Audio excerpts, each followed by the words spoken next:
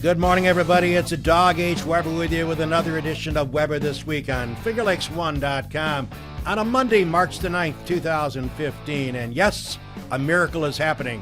We're talking mid-40s the next couple of days. I haven't seen the big 5-0 yet. I'm looking forward to that.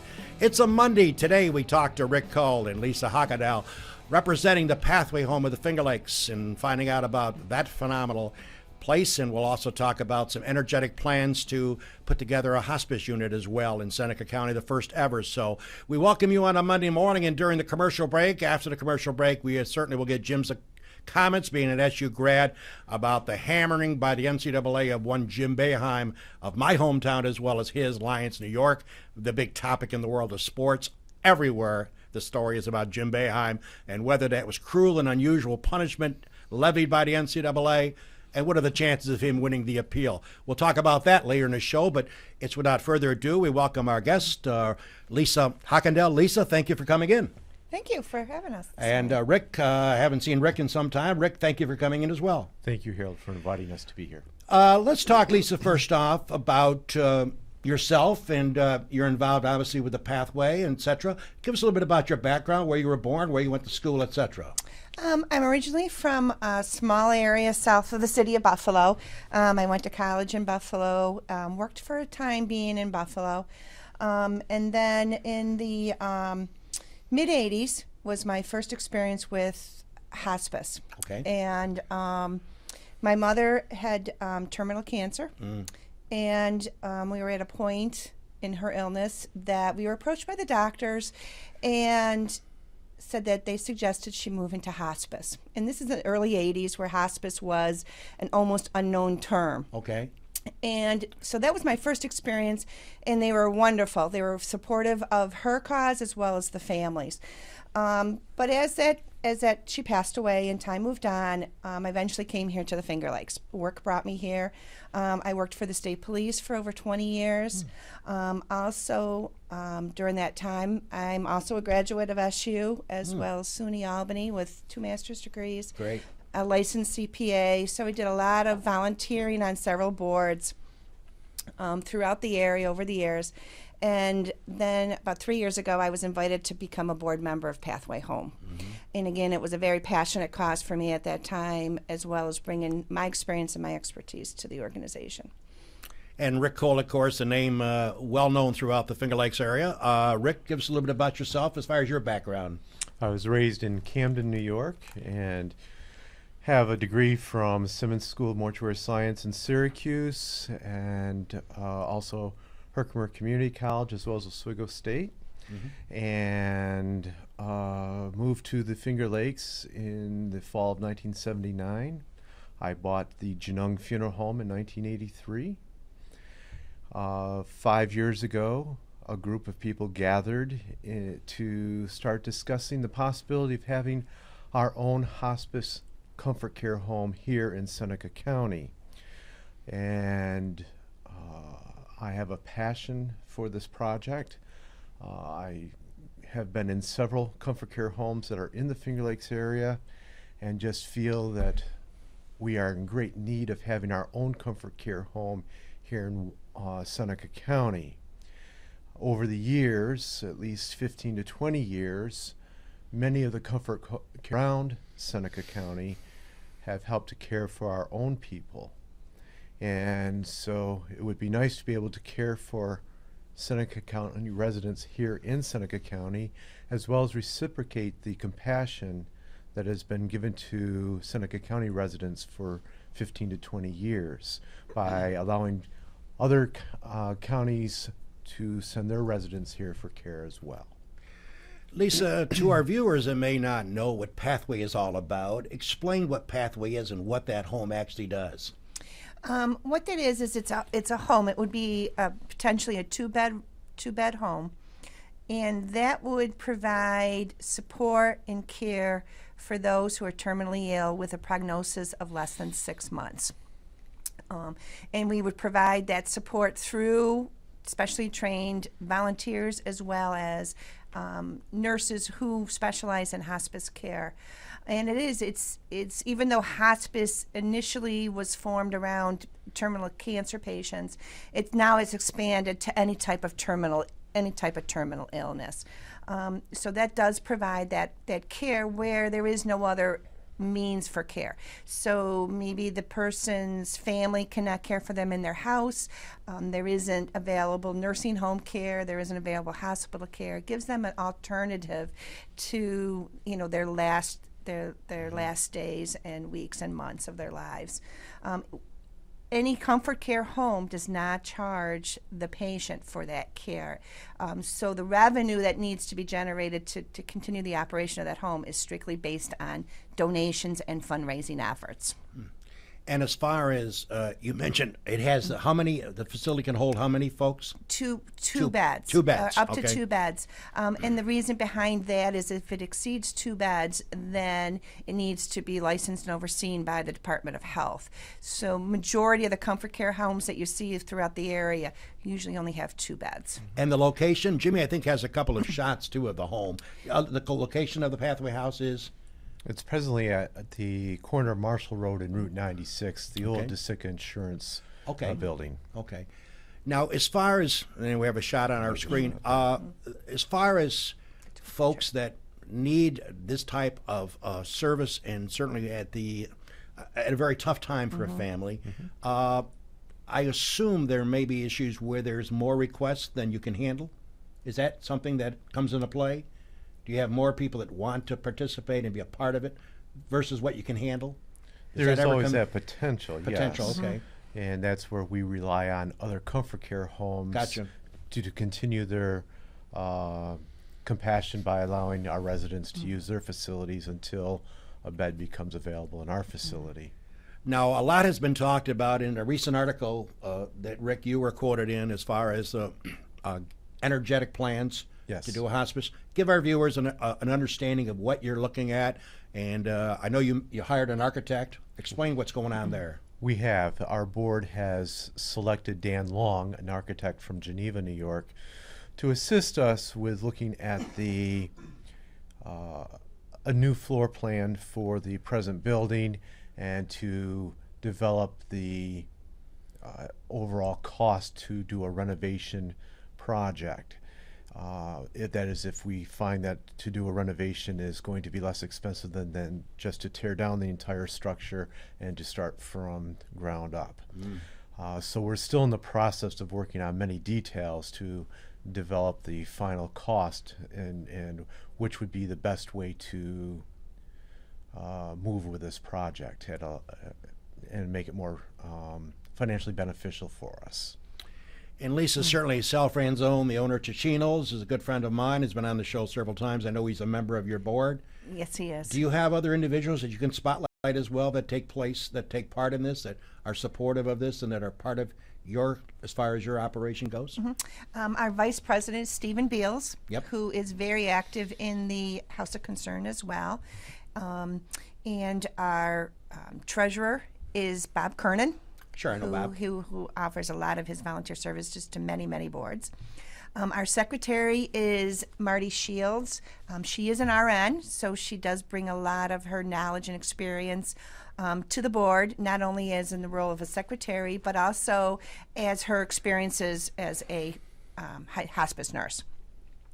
Our other board members include Joe Sicardi, who owns and Joe, operates the Readily. Have on the show. Been on the show recently. Yep. And Judy Young, who also is very active in numerous causes.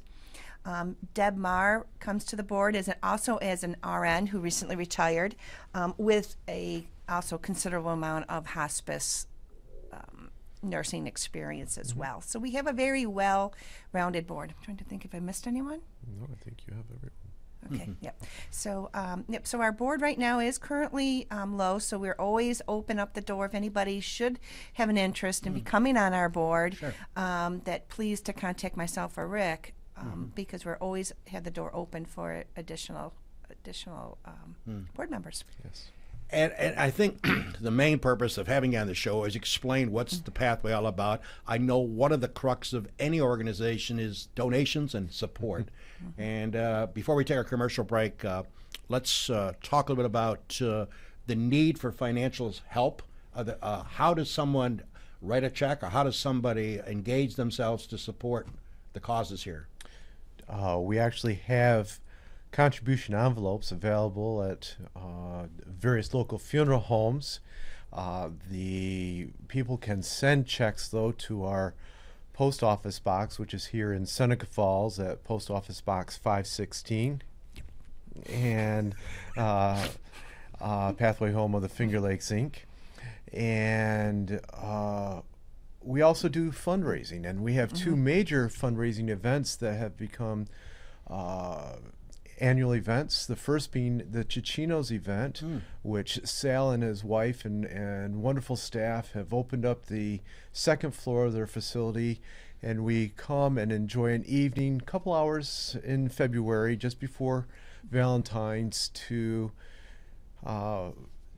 come and just spend time having hors d'oeuvres and cocktails, and to bid on different baskets that have been donated, door prizes, and just an update as to where we are in the project and the progress we're making. And then again, our next major fundraising event is at Ventosa in the fall. Now, whether it be in September or October, depends on what dates they have available for us. And Ventosa and their staff, again, have been just wonderful to open the doors and to allow us to have another evening, which in that particular event, we have a buffet dinner. We have been blessed to have the musical band Agnel Rhythm, which is a local group that comes and plays, and has helped us to raise also a large sum of money. There's always room to grow, though. Oh, sure. And so, but we have also people out there that have been very faithful in their donations to our project, and they really are expressing their desire to see this project become an actual completed project here in Seneca County. Well, certainly, I would like to offer my services as far as promoting any event you have. And Thank you. You got my email address, and that's dangerous to give my email address up, but I want you to use it, along with Lisa, to keep me informed on these events. We'll be more than glad, along with Jimmy, to promote these events as much as we can to get the word out. It's Weber this week. Lisa and Rick are joining us talking about the Pathway, home of the Finger Lakes. It is coming up on 9:45. We're going to take our commercial break and pay homage to the folks that make this show possible. When we come back, a couple of comments about Jim Boeheim. We'll be back. That did go fast, didn't it? Cayuga Lake National Bank. Bill Ryan and his team for all of your banking needs. Offices in Union Springs and Aurora. A fine sponsor of this show for over 30 years. DA Liquors, Seneca Falls. Amy Padula and her great team will find that right spirit for you every time. Tell Amy the dog sent you. Steve Wadhams, Wadhams Enterprises, your employer of choice. Proud supporter of this show and local athletics. Bob and Leslie Oman, owners of the Oman Theater, in Lions as well as the Newark Pilots, a minor league baseball team with a major league ballpark. SenecaFallsCountryClub.com, awesome 18-hole layout, offering a 12-month payment plan. Wilson Press, WPress.com, Seneca Falls. Rich Ricky, my good friend, and his team can handle all of your printing and mailing needs. We're back here with another edition of Weber This Week on March 9th, 2015. Lisa Heikendal, along with Rick Coe, joining us talking about Pathway. We'll get back to them in just a couple of minutes, but we need to take a little short break and talk about the world of sports. A couple of big things developing. First off, Jimmy tells me that Finger Lakes One's coverage of high school basketball has ended officially, Jimmy, and that's 27 games on the market sheet. And congratulations to you for spearheading this drive. I know a lot of our viewers have taken in a lot of games, and kudos to you and the support you've given us. 27 games we did this year. 27. Involved 13 Amazing. members of our team. It's great. We started in November at NYCC, and we ended yesterday at the Blue Cross Arena. We did 2 games this weekend at the Blue Cross. Lions won their sectional title against RCMCS, and North Rose Wolcott lost to Wellsville. And Lions actually plays tonight in Red Jacket in the state qualifier portion of the tournament. But we're pretty much hanging it up, unless maybe, who knows, if Lions ends up winning and playing maybe in Waterloo or someplace close by, we might do one more. But our resources have been stretched to the limit with 27 games, and thanks to all the sponsors that made it possible, because that's we have 4 to 5 people on staff at every we do, with cameramen and producers and announcers. People. And so you can imagine how much expense goes into that. So, Generations Bank, lead sponsor, got to thank them. Got to thank Dr. Rodney Littlejohn and Red's Place, the 3 main sponsors, along with Thompson Health, Finger Lakes Insurance, or Finger Lakes Partners Insurance. And those were our primary sponsors. There were others, but those were the main ones. And by the way, all these teams vie for sectional championships, a chance to play for the state titles, and we're down to 2 area teams still left. Minders Academy girls, coached by Jerry Anderson, are playing tonight, and they will be playing the likes of Bolivar Richburg. 6 o'clock tip time at Bolivar Richburg. At Letchworth High School. Correction. Minders girls against Bolivar Richburg. That game will be at Letchworth starting tonight at 6 o'clock. We wish Jerry and the Minders Academy girls the best of luck. And we'll be pulling for the Blue Devils, since I'm a graduate of Minders, and along with Jimmy, we hope Minders can pull it out. And of course, as Zach Young and his Lions, as Jim just pointed out, they'll be taking on is at Early College. That game at Red Jacket tonight. Game time 7 o'clock. And by the way, Jimmy, you being an SU grad and Lisa being an SU grad, the main topic around the world in the world of sports, I guess it's probably in Spain right now. The 2 names of Jim Boeheim, Lions, of course, a legendary coach, been coaching forever since 1962. They were talking about penalties coming down regarding some improprieties, and that hammer came down on Friday. According to a lot of so-called ESPN experts, by the way, I watch ESPN 22 hours a day, the most severe penalties ever issued, according to a lot of the so-called pundits. Jimmy, you're a graduate of SU. Your thoughts, first off, on the severe penalties, and they really are attacking Jim Boeheim over a decade, according to them, allegations, and Lisa being an SU graduate as well, allegations to this point, but claiming Jim Boeheim has been out of control with that program for a decade. Your comments? The NCAA is a joke, and they're going to appeal this. It'll get pulled back, I'm sure. I mean, the first thing is you look at some of the most recent NCAA suspensions, like Penn State, they vacated wins from Joe Paterno. Well, that was appealed and turned over. They absolutely botched the Miami situation, which those were serious allegations, like parties with prostitutes and stolen vehicles. They got 3 scholarships revoked over a 9 scholarships over a 3-year period, and now Syracuse gets buried. So it's a joke. It'll get appealed in the end, but it is it's sad. It is, because the NCAA tries to grandstand. Why would they come out Friday? That's 1 day before Syracuse plays their last game of the year. The investigation started in 2007, and they decided that they would release it Friday, 1 day before Syracuse's last game. Why not just wait till today? Because it's not fair to the players who already got punished because of this by not going to the postseason. Now their last game, all the focus is on this. So that's the NCAA. That's the group that's supposed to look out for student athletes.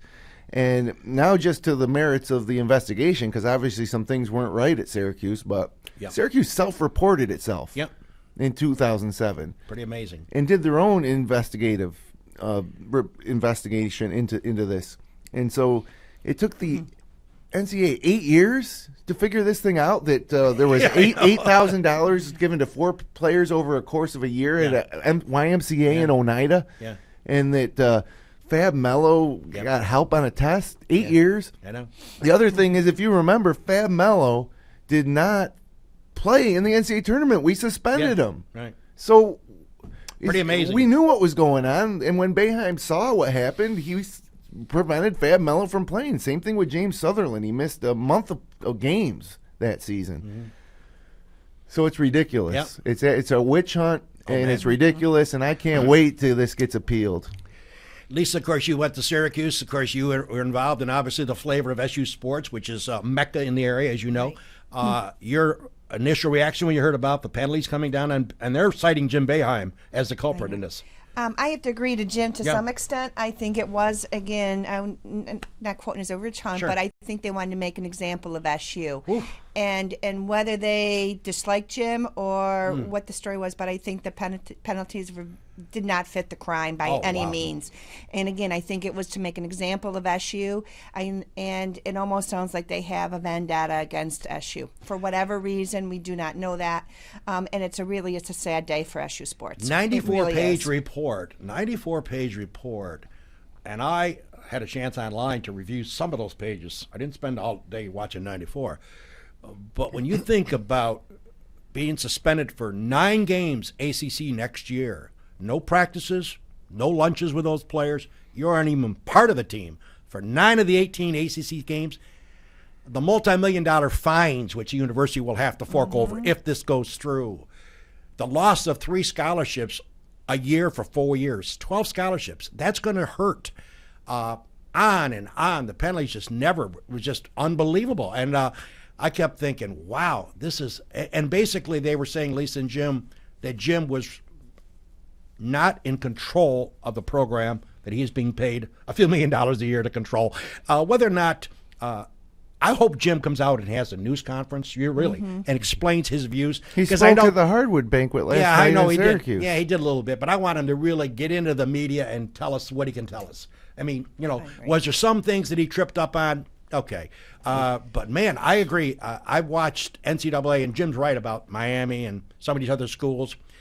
By the way, just so you They're know, going to have to blow up the school in North Carolina when they hand down those suspensions. I know. If there's going to be any, Yep. But the NCAA, of course, is known for not having equal. You can't compare their penalties in one case to the next because they're just so wildly vary. I hope that Jim will hold a news conference soon, and a lengthy one, and answer questions to the best of his ability. Right. And by the way, Jim talks about these appeals maybe being reversed.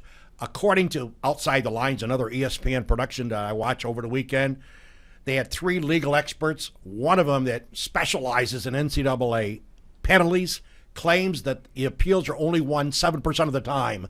They're very seldom reversed. 7% of the time, according to his statistics, that the NCAA says, you're right, we're going to get rid of this one. So it'll be interesting as this goes forward. I got to admit, having followed sports since I was 6 or 7 years old, and that'll be about, 63 years now, I never thought I'd see penalties like this. This was really severe. And we'll have to wait and see. What's the point of anybody self-reporting? Yep. If this is what's going to happen. Yeah, it's pretty sad. Syracuse self-reported. They didn't try to hide anything. They didn't try to cheat and so nobody would know so they'd win games. They saw something was wrong. They self-reported it. They self-investigated it. The NCAA investigated for 8 years. We spent hundreds of thousands of dollars and resources to investigate it and cooperate with the NCAA. And then after 8 years, they give us the penalties on the day before the Raheem Christmas's last game. I know. And they care about student athletes? Yeah, you're right. Time will tell. As Boeheim would say, it's the biggest bunch of bleep I've seen in 30 years. It's going to be interesting as it moves forward. So I knew that I would get Jimmy excited about this question because it's a hot topic, and I knew that his emotion would not be in check. But that's the beauty of the Jim Boeheim discussion. It's going to be interesting because I think he is being pointed out, fairly or unfairly, this fall guy in this whole mess. And I just hope that he has a major news conference, can give us some answers as best as he can. All right, well, we spent a few minutes on that. I think it was important to talk about that because, of course, it's the hot topic around the country and around the world of NCAA, let alone March Madness is upon us. Back to Lisa and to Rick, and certainly we talk about Pathway Home. You guys have done a great job. It is something that, let me ask a question. If people who do not understand and not realize what the facility is, do you have like somebody can come over, Rick and Lisa, and get a tour of the facility? Is that possible, or look at it, or discuss it, or see what it's like, or is there something like that? At this point, Okay. There's been no renovations at this point. Okay. We're operating there as mostly for our meetings, Okay. board meetings, storage, and so Okay. forth. So really, once the decision to make whether we're going to renovate Gotcha. the building or tear down Right. and rebuild, is what the building looks like today. It's going to be inside totally changed. Gotcha. The shell will be totally gutted. Gotcha. With new walls, new windows. Basically a total. Yep. A total 100% renovations. That's great. We do have some tentative floor plans that if anybody would like to see those, we can easily sit down and show them to them, as well as email those to them. There is some potential that those could change as the architect gets further into the project, and he's going to look at and see what's the most feasible. One of the reasons we did go with Dan was Dan has a lot of experience, not only as an architect, but also with some prior works with the House of John and Clifton Springs. Okay. So he really understands the needs of a comfort care home. And that was really important to us as a board, that we have somebody on board with us that has that experience, has that knowledge base. And that's why we went with Dan. Well, Rick, as we're running out of time, thank you for coming in. Talk a little bit about those donations and support that you desperately are in need. Continuation, flow of donations. Give our viewers an understanding of how they can write a check, or how they can drop off money, or how that all works. Absolutely. And again, we thank those that have already donated and continue to support us. But checks can be written to Pathway Home of the Finger Lakes, Inc., sent to P.O. Box 516, Seneca Falls, New York, 13148. And we also want to thank those that have donated equipment to us. We have families that have used hospice services, and they've donated hospital beds to us, wheelchairs, commodes, other equipment that we'll need to furnish each of the rooms. And so we thank families to date for those donations as well. Well, certainly we appreciate you taking time out of your busy schedule to come in, and certainly we'd love to have you come back as those plans nurture themselves as far as advancing themselves regarding the hospice unit. And we'd love to have you come back as the twosome and give us updates down the road. Thank you, Harold, very much. Thank you. And again, I gave you my email address, so you keep me posted on events and so forth, and we'll be more than glad here at Finger Lakes One to continue to promote it. Thank you. All right, so we appreciate Lisa and Rick to spend some time with us, and it's a great cause. So, folks, open up that wallet, write that check, and certainly help that wonderful cause here in the Finger Lakes. By the way, upcoming shows, just to give you an idea, coming up next week, a show that I had to cancel, the poor lady. Her name is Jessica Lahr. She is Mrs. New York. Mrs. New York out of Geneva, New York, will be on the couch. We're entitling the show The Beauty and the Beast. She's going to be the beauty, and I'm going to be the beast. Jessica Lahr will be here next week. Winning Mrs. New York will be here. She was scheduled a month ago, but I got the Hawaiian flu and was bedridden for 4 days, so I had to cancel, unfortunately. So then, of course, after Jessica's appearance, Dennis Lay, the new general manager of the Seneca Falls Country Club. Believe it or not, we got snow mountains out here, and Jimmy being the president of Seneca Falls Country Club, believe it or not, we will play golf sometime this year, okay? It may not be April 1st, but you never know. We want to get our golf course ready, and Dennis is going to be controlling things there. Jimmy's going to arrange him to come in to talk about his role and what he will be doing for Seneca Falls Country Club. And as I bid farewell on a Monday, I want to remind golfers, you won't find a better deal than Seneca Falls Country Club. Having been a member there for about 17 years, Jimmy and the board have put together a beautiful, beautiful package, $1,200 plus tax is like $1,296. But the beauty of it is unlimited golf, and you get a cart thrown in. So all cart, anytime you want to play, 3 holes, 75 holes, any day, anytime, and you get a cart thrown in, so it's only $1,296. Jimmy, a great deal, and That is a good support deal. anybody checking me out this morning. It is March 9th. Believe it or not, golf courses will open. Maybe it's snowing out. You can call down there to Dennis at this country club, 315-568-5202, and sign up. But that's a great deal, folks. I'm going to tell you something. I have a cart pass, and it's great. Sometimes I go down there and play 6 holes, and sometimes when Mary's out of town, I play 75 holes until I can't walk. Well, listen, hope you had a great time this morning. We appreciate you checking us out. Again, thanks to Lisa and Rick for joining us, talking about Pathway. Thanks again, folks. Thank you. All right, take care, everybody. That's Weber this week here on a Monday. Take care, everybody. That's the dog. Adios.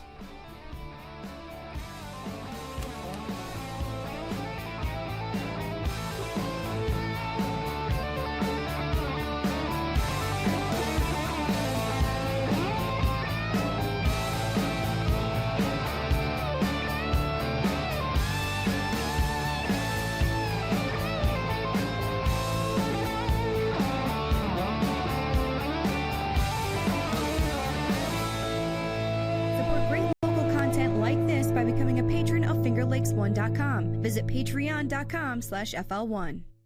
FingerLakes1.com